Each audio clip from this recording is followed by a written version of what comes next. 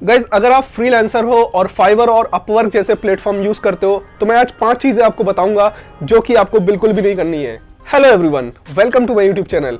Guys आज का video बहुत ज्यादा इंपॉर्टेंट होने वाला है सभी के लिए, जितने भी फ्रीलांसर हैं और अपवर्क, फाइवर या पीपल पर आवर जैसे प्लेटफॉर्म यूज करते हैं, तो उन सब के लिए ये बहुत ज्यादा वीडियो इंपॉर्टेंट होने वाला है। तो चलिए शुरू करते हैं। जैसे कि गाइज मैंने वीडियो के शुरुआत में कहा कि आज मैं आपको 5 चीजें बताऊंगा जो आपको फाइवर या अपवर्क में अगर आप काम कर रहे हैं तो आपको बिल्कुल भी नहीं करनी है। नंबर 1 गाइज, अगर आप फाइवर और अपवर्क में किसी भी क्लाइंट के साथ काम कर रहे हैं तो कोशिश करिए आप उस क्लाइंट के साथ बाहर काम ना करें, आउटसाइड फाइवर या आउटसाइड अपवर्क काम ना करें। सपोज अगर आप बाहर काम करते हो और उन क्लाइंट के साथ जो भी आपके साथ जुड़े हुए हैं उनसे आप बाहर काम करते हो तो आप ये सोचते हो कि वो जो हमारा 20% कट के आता है वो हमें मिल जाएगा और हम डायरेक्ट पेमेंट मंगा लेंगे।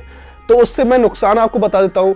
कभी कभी क्या होगा कि क्लाइंट के साथ जैसे आप काफ़ी काम कर लिए हो और एक टाइम ऐसा आता है जब आप दोनों मतलब एक दूसरे से फैमिलियर हो जाते हो, बायर भी आपको समझने लगता है और आप भी उसको समझने लगते हो, तो कभी कभी हम इतना काम कर देते हैं कि पेमेंट उनके पास रह जाता है। फिर कभी ऐसा डिस्प्यूट आता है कि वो फ़ोन नहीं उठाते हैं आपका या आपके मैसेज का रिप्लाई नहीं करते हैं, तो आपकी पेमेंट वहाँ से जा सकती है।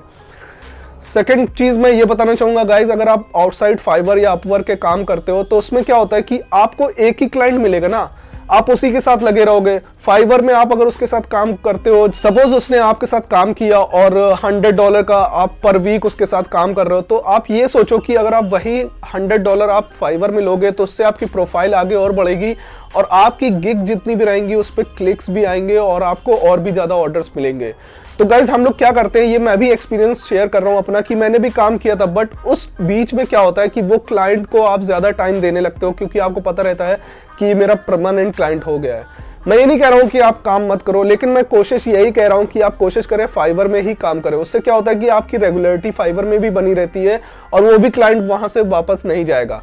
क्लाइंट भी यही सोचता है कि मेरा भी जो भी हम एक तरह से फाइवर को चार्जेस देते हैं, सर्विस फीस देते हैं, वो भी बच जाएगी। बट कोशिश करो आप फाइवर में ही काम करो, जिससे कि आपका पैसा भी बचेगा और आपकी प्रोफाइल भी बूस्ट होगी। यार हम लोग एज अ एम्प्लॉय काम कर रहे हैं वहां पर फाइवर और अपवर्क में, तो हमें तो क्लाइंट्स तो फाइवर और अपवर्क ही दे रहे हैं। हमें एक क्लाइंट के साथ नहीं काम करना है, हमें हजारों क्लाइंट्स के साथ काम करना है और एक दो क्लाइंट्स के चक्कर में हम लोग लाखों के क्लाइंट्स छोड़ देते हैं जो फाइवर और अपवर्क में प्रेजेंट है।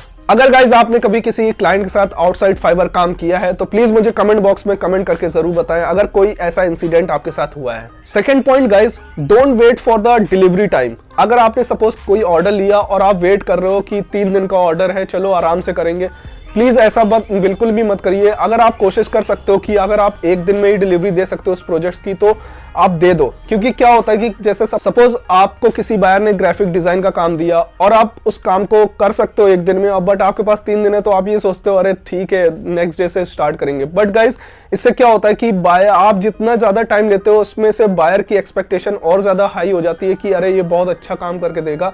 तो उसमें क्या होता है कि बाद में बायर भी मतलब ये सोचता है कि अरे इसने इतना टाइम लिया और ये इतना टाइम लगना भी नहीं था। तो कोशिश करिए जितनी जल्दी आप डिलीवर कर देंगे तो उसको सोचने का भी मौका नहीं मिलेगा और उसको काम जो उसकी रिक्वायरमेंट के हिसाब से आप डिलीवर कर दोगे तो ये वो एक्सेप्ट हो जाता है। ज्यादातर ये देखा गया है। उसमें क्या होता है कि बाय चांस वो कहीं और भी देखता है चीजें कि हाँ ये भी मेरे उसमें हो सकता था, तो उसको उस तरह की चीजें नहीं मिल पाती हैं। तो कोशिश करिए आप जो डिलीवरी करें वो बहुत जल्दी करने की कोशिश करिए।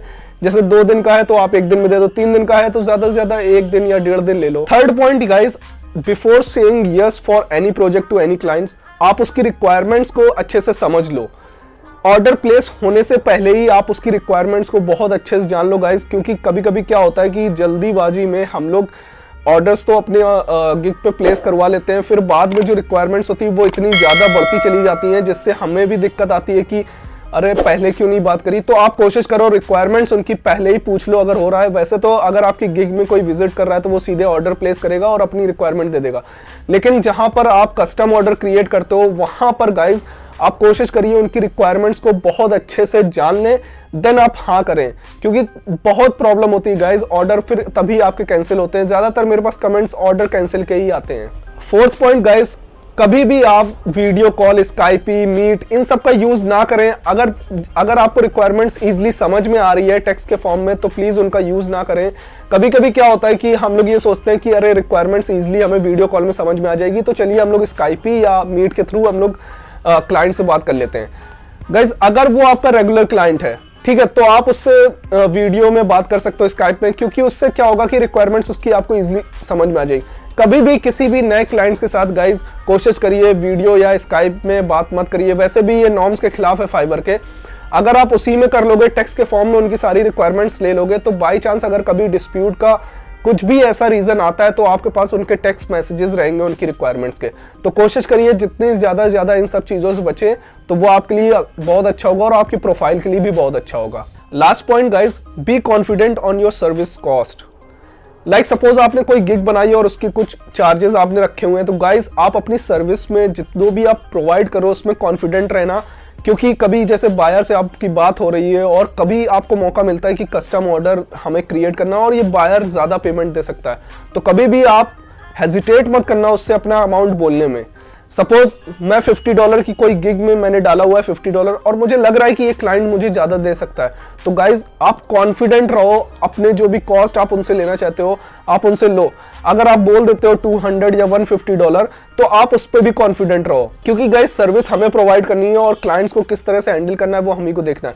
तो आप जितना ज़्यादा मतलब अपने सर्विस से रिलेटेड कॉन्फिडेंट रहोगे, सर्विसेज से रिलेटेड, तो आपके लिए उतना ही ज़्यादा अच्छा होगा। और कभी भी हेजिटेट मत करना कि मैंने यार $50 बोल दिया तो मेरा ऑर्डर चला गया। गाइज जैसे जैसे एक बार जाएगा, 2 बार जाएगा, लेकिन एक टाइम ऐसा आएगा कि वो ऑर्डर्स आपको मिलने लगेंगे, क्योंकि आपका फिर जो कम्युनिकेशन होता है, किस तरह से हमसे क्लाइंट से बात करना है, वो भी हमको समझ में आता है। तो $10 $20 पे तो हम लोग काम करते ही हैं। कभी कभी जैसे हमको कस्टम ऑर्डर मिलता है तो वो हमें एक अपॉर्चुनिटी की फॉर्म में मिलता है कि हम लोग अपनी जो वैल्यू है वो उसको हम लोग सामने बता रहे हैं। आई होप गाइस कि वीडियो आपको पसंद आया होगा। वीडियो अगर पसंद आया तो प्लीज लाइक करें और ऐसी ही वीडियो को पाने के लिए सब्सक्राइब कर लें ताकि नोटिफिकेशन आपको जल्दी मिलता रहे।